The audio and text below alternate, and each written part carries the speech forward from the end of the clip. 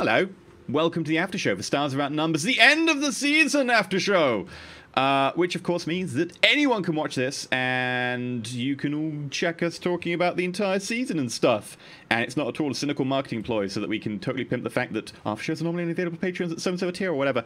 I'm really going to have a talk with you before I leave the show about industrial secrets and why they're called secrets. It's because you tell everyone, right? No, that's truths. Yeah. Well, it's the secret between us and the viewers, right? Yeah, only everyone and their mums know. Okay. Yeah, all right.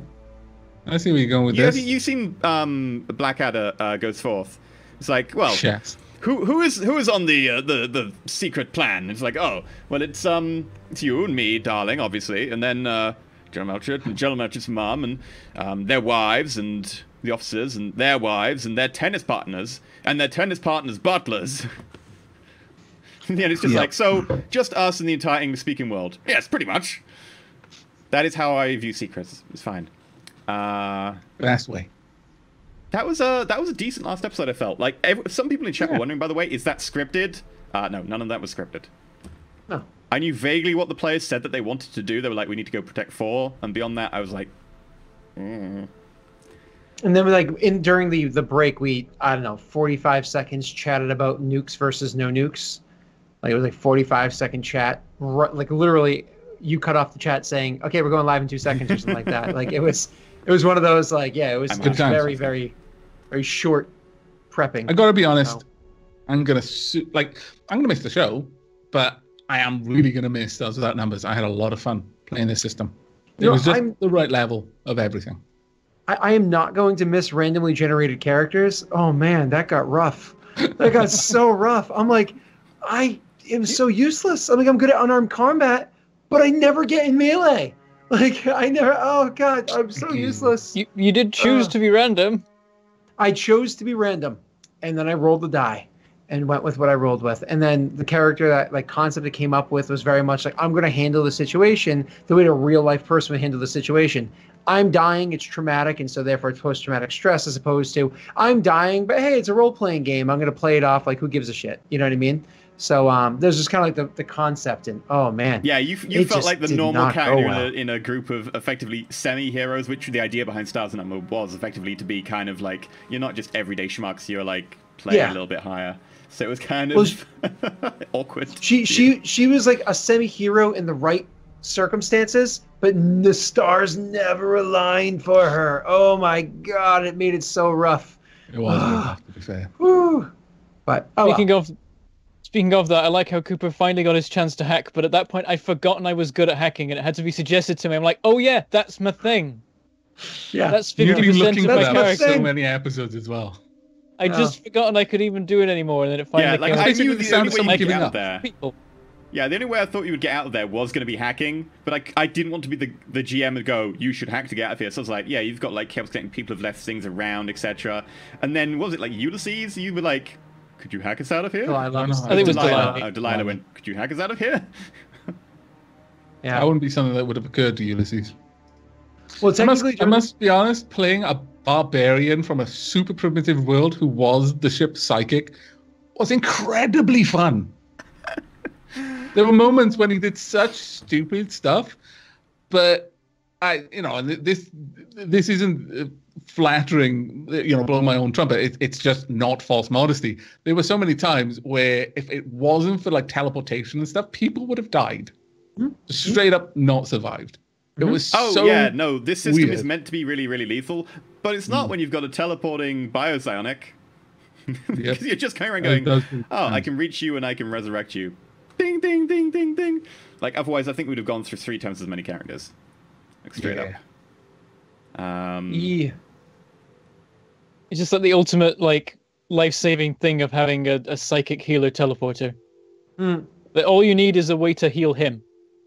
Yeah. Which is why I put a point in heal. And got a Lazarus patch. Yeah. Nice. Oh, that's fantastic.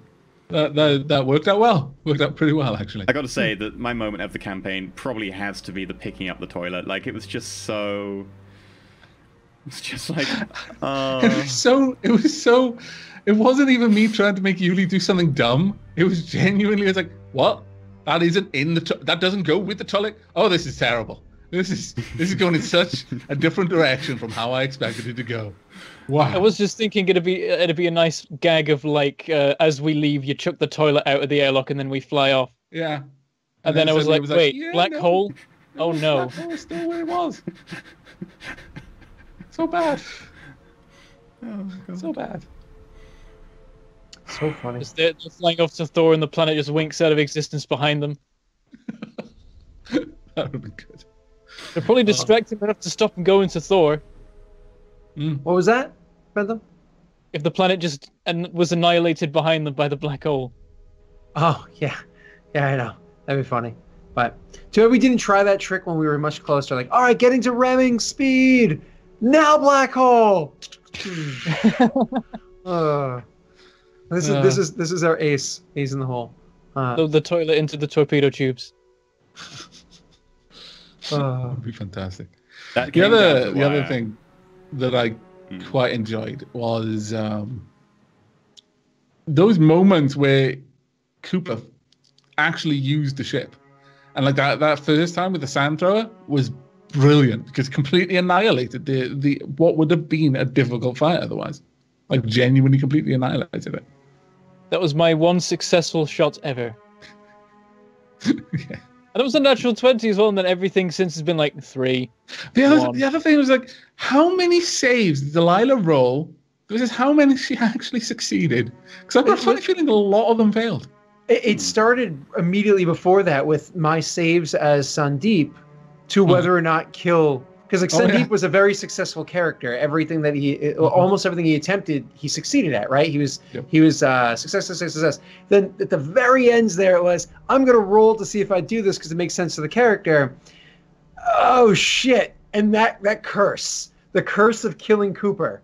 And even then, though, Coop was like, no, Sandy, what are you doing? I was like, yeah, that's fair. You can retest. And you retested, and it was terrible roll. It was still a bad roll. And I was like, Fate oh, shit. had decided, it had been decreed that Cooper would become C.O.O.P.3.R. Yeah. It had to be. It had to be. That said, that It's also been has to funny be You can really only good. do one android. What? That has to be a really good highlight. We raised like, what was it, like $4,000 or something for charity? Yeah. Yeah.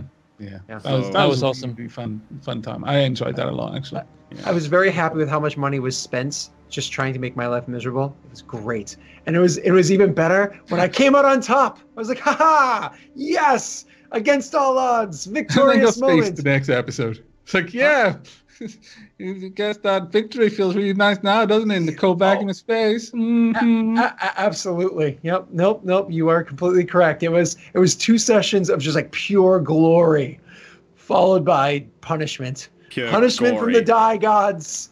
Punishment by the die gods. Oh man, so many failures. Yeah. So many failures. You know what we should do? We should do next year, get the entire cast together, past and present, and have like an 8 or like 10 person or whatever battle royale for charity. That would be fantastic. Some sort of like anniversary thing for for Roll4It. If we can, like, because we can easily find what date Roll4It started airing on, and we can just like set that as some sort of every year we do some sort of just silly one shot thing. Do like a you could easily write it in, especially with a system that is a bit more loose. You could easily have some sort of like parallel universes all align, the Crisis of Infinite Earths kind of scenario. Yeah. Where just you bring a character that you played into this situation, and then you're all like, what the hell? and just convert them all for the same system, and then be like, any of your characters you played, pick it. And they all get thrown in together, and then you just all appear, and then you can do the whole drops thing for charity at the same time as trying to work out who's your friend, who you want to team up with, and do it over like an 8-hour period where, people just can come in and out, pop off to dinner, come back, etc. while you deal with the other groups. It'd be hilarious. That would actually be amazing. If you can find out the date, give that to me, and I will make sure that my, within reason, if something big comes up, then something big comes up, but I will aim to keep that date free so that I can be available. If Roll4It does really well, get everyone together at the YouTube space in London, rent out the streaming studio for like an 8 hours or whatever, because any channel can do that with over 10,000 subs, I think. Yep.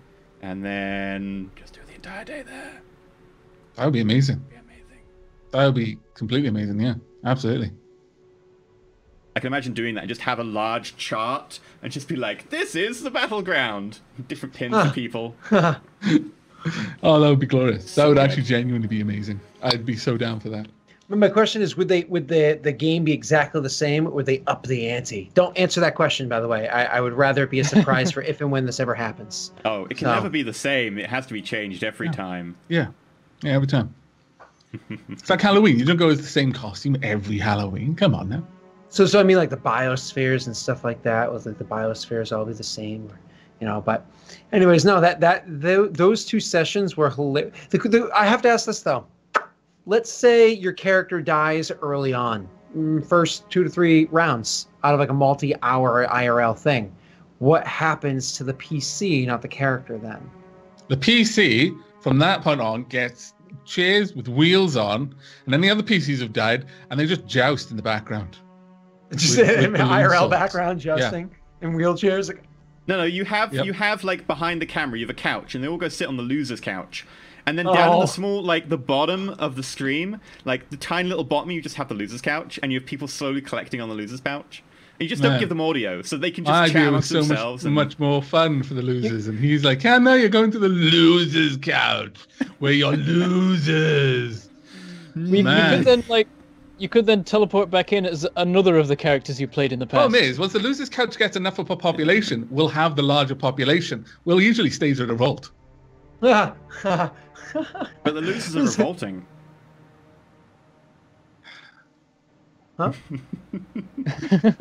It's a classic. Is there a reference? Oh, It's a Monty Python reference. Oh, gotcha. I like a few of the Monty Python's movies, but which movie are you referring to? Holy Or is it Grail. Flying Circus? Holy Grail. Oh, how did I not get that reference? The peasants are revolting. Oh, peasants are revolting. Gotcha. Huh. Sometimes Dalek has amazing sort of memory for references, and then other times it's like, how can you not get this? For me, the pinnacle of Monty Python is Life of Brian. Like that is the beginning and the end of Monty Python worth of conversation. What did the Everything Romans after ever that. do for us? Yeah. Apart from that. I mean, apart from that, what did the Romans ever do for us?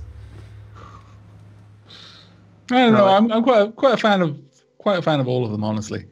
All of the films, obviously, you got Meaning of Life, very funny, certain things. I mean, come on. Some of the best songs came from that one, by far. I'm not a massive Monty Python fan. Well, I'm glad I'm leaving. Wow. I don't know, their brand of surrealism just never, like, I like some of the jokes, but in general, I was just never really super captivated by it. Like, it was decent, but I never found it, like, a lot of other people were like, oh my god, it's the best thing ever. So, Yeah. I don't know, maybe Like surrealism is... without loving, it's fine. Everybody's We'll allowed allow. to like what they want to like. It's okay. It's okay. But yeah, so, I mean, I'm really Well, the show upset to goes see now. Ulysses go. Like I mean, I guess I can say this now because the series is over, at least for now. Ulysses is my favorite character. I love Ulysses. He was literally my favorite character, and I was like, no, we can't lose Ulysses. I think I speak for all of us when I say, Ulysses, no one can do the things you do. Ulysses. Okay. Technically, he's the only character to have survived the entire campaign. Because Stax is dead, Sandeep's dead, and Cooper, I'm on my 4th iteration now. I don't know if I really count as being the same Cooper that started the campaign. I guess technically. No. I'm literally now a copy of a copy of a copy, I think. But somehow you're greater than you and it's once not were. even that good of a copy. It's not like Eve level pods, where just at the point of death, the pod scans all of your brain, shoots that data, tiny whiny, wibbly wobbly, spacey wacy, over to your clone, and then administers a lethal injection, just in case what seems to be lethal didn't end up being lethal, because we can't have 2 of you running around. You have don't you have a little bit of lag where experiences aren't why transferred? But why not? That's what I'm wondering. Why do you give the lethal injection? Just find the best admiral ever in Eve, and then just clone them. because that's not ethical, EE. Ethical, practical. So I think it is quicker, like, because I think there's zero like with the brains for Cooper, because it wasn't it like a quantum entanglement to. Oh, was it really? Yeah. Cooper's crystal is basically quantum entanglement. Oh, So right. the signals actually travel faster than light because they're just instant. Yeah. Yep. There's literally no light lag or anything. but doesn't when He does one get better because he crystal levels. when one crystal gets so the shards and atoms that made up that one crystal that are still quantumly entangled to the new crystal that's running Cooper. If something were to happen, I don't know, to flip some of the quarks, all of a sudden Cooper's brain is like constantly rewiring itself forever. That's pretty funny. That's actually a really good hack that you could use against an AI.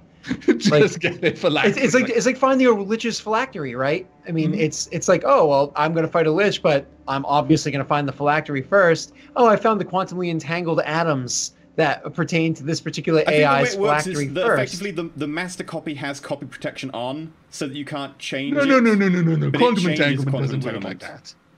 No. No. Like, okay, it has the quantum entanglement, and then it has a way of effectively copying the quantum entanglement to non-quantum entangled particles, which it uses to be its main. And it runs its main, copies that to the quantum entanglement, which goes to the secondary, and the secondary is constantly master changing. slave. Yeah, master slave. Which is why you can't Gotcha. swap between the two, because when you're in is always the master. The only way you can become unmastered is by destroying that. You can't flip between the two. Otherwise, if they were just quantum entangled in a non-master slave This sounds like relationship, some TL6 bullshit right here. Oh wait. It's only TL4. It's only TL4 to be an AI.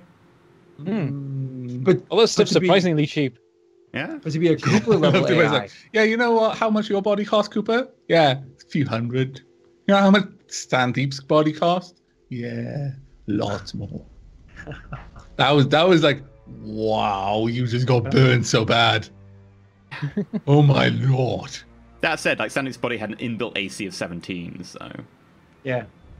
Well, it's funny too because should that character, not that I'm going to sit there and hang on it, but should that character have continued to progress, I was going to be switching out parts to make him be more of a smooth transition from like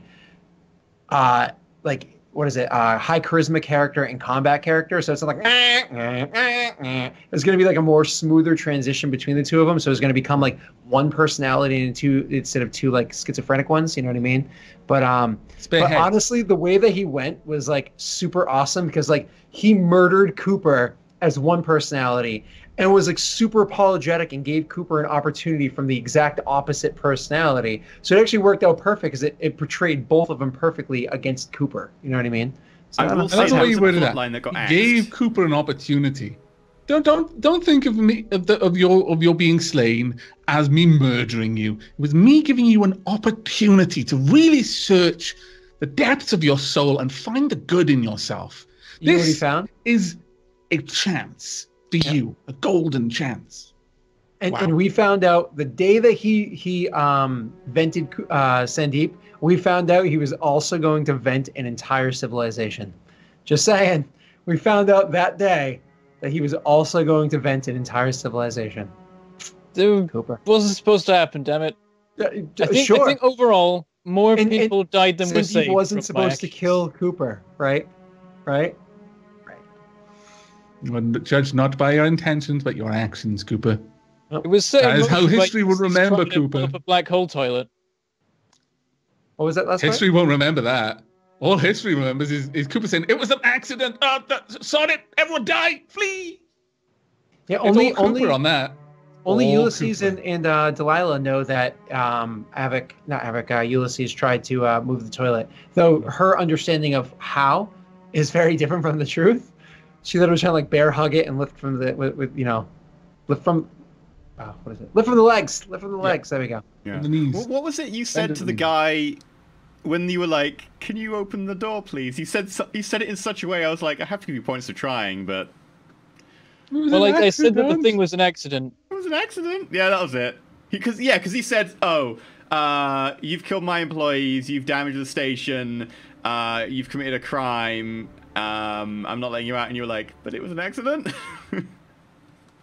My next step was to start threatening that I'd just shoot my way out he didn't open the door until I was reminded that I can hack.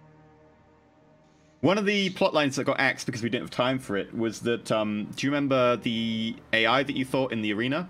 V? Mm-hmm. She was going to come back, and because she had an armature that can change complexion and look, she was effectively going to be a passenger on your ship or whatever, or try and find a stowaway. But then, because you dumped Sandeep, she was trying to trace you, so she'd have gone to the edge of the system, found Sandeep's body, made evil Sandeep, and then chased you down, and she'd have probably found you on Yolanda if we hadn't gone to the final episode. So this episode would have effectively been V and evil Sandeep would have found you and snuck onto your ship, and then you've had an onboard fight on your ship, which would have been hilarious. Yeah.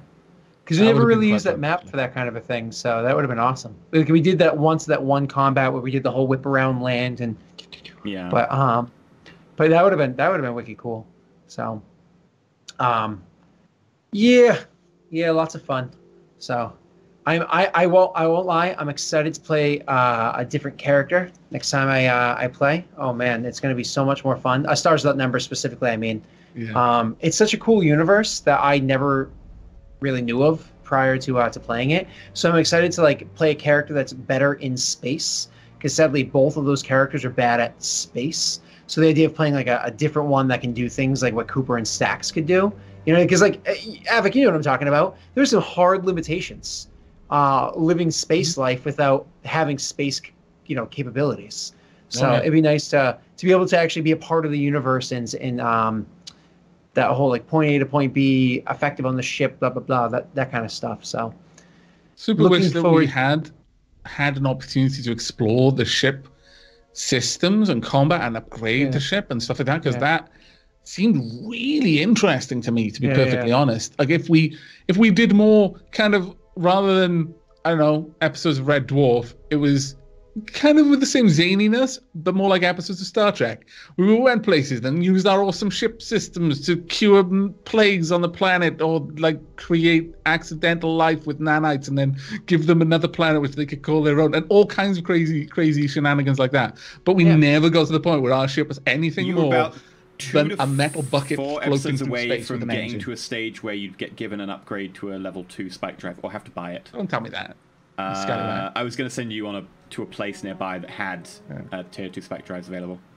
So. But I mean, other things like research stations and having to work stuff out and like use the actual empty areas of the ship, or upgrade the pre-existing ones. Yeah, I get what you're saying. Or get into places where like the indigenous people on the planet had not had contact with off-worlders, and they were a superstitious like civilization. We had to be really careful about how we interacted, but we had to go down there for something. Maybe there was something bad there. I can't imagine this group being careful like that. No, I can't imagine this group doing that. Oh, but it would have been awesome, because Ulysses was just getting to the point where he could just change someone's face. So speaking of which, just to segue so that we can pimp out one of the coming shows, we're probably going to be doing Star Trek Adventures. So there will be Star Trek fun coming, in which I imagine it might be Derek GMing, since you're familiar with the system they use, and that way I only have to GM one of the shows, which means that I can play like a Tellarite engineer and be like, no, you can't push the warp reactors any further. I need to invert the polarity on the phase coupling. Sorry, my brain rebooted. You said something that I really didn't like hearing. What was the thing that was said that you didn't like? The neutron flux capacitor needs decombobulating. Oh, that's fine. That's fine. Who's the other thing? The phase coupling? Nope. Invert the polarity. We found his weakness! It's used in everything. And it's like, no! Shut up! Oh my god. But Avak, what if they're like 90 degrees out of phase with us and we can't interact with it?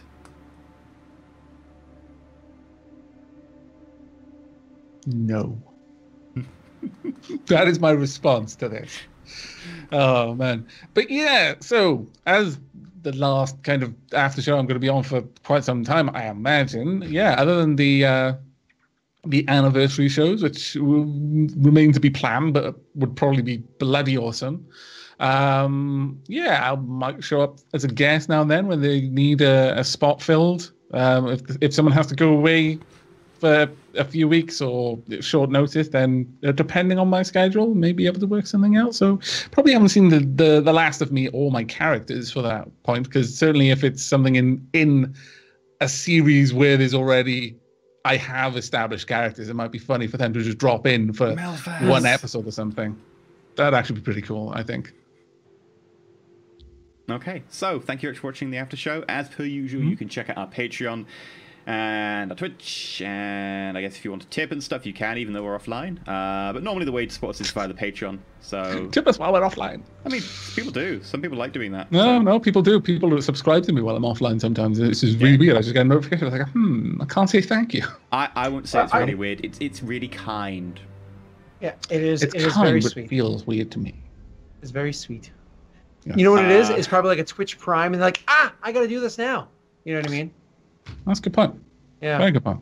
I've had it happen before Twitch Prime myself. So I don't know if it's always Twitch Prime, but I was speculating. Anyway, that's it, really. I think we've all said everything we're going to say. So, Bentham, as usual, has been his normal stoic self, staring off into the distance. I mean, he did get to blow a things. ship up, so... I don't know. We could tell was the cool. characters like backstories and all that stuff we came up with. I mean, I've got like pages in my head of like Delilah backstory. If you guys want to like blow it down in 3 hours. Thank you for watching the after show. Wow. But my brutal. grandma! I always reference my grandma. Wow. You don't even know my grandma. She makes good cupcakes. Unlike you. Oh, times 2. Oh, double burn. That's what you do to the cupcakes. So thank you for watching, and we'll be back in a few weeks. Just bear in mind that there will be a couple of weeks of downtime when we restart the shows, where we get the new cast together and we sort out the times. Sunday will end up being 2 hours earlier, and should in theory be starting on the 13th, though that is subject to change. Bear in mind you want to watch the Twitter, and we'll probably put up an announcement video here. So keep that in mind, and we look forward to seeing you all soon, and hopefully having Avak back in the near future. Until then, roll safe. Take care, everyone.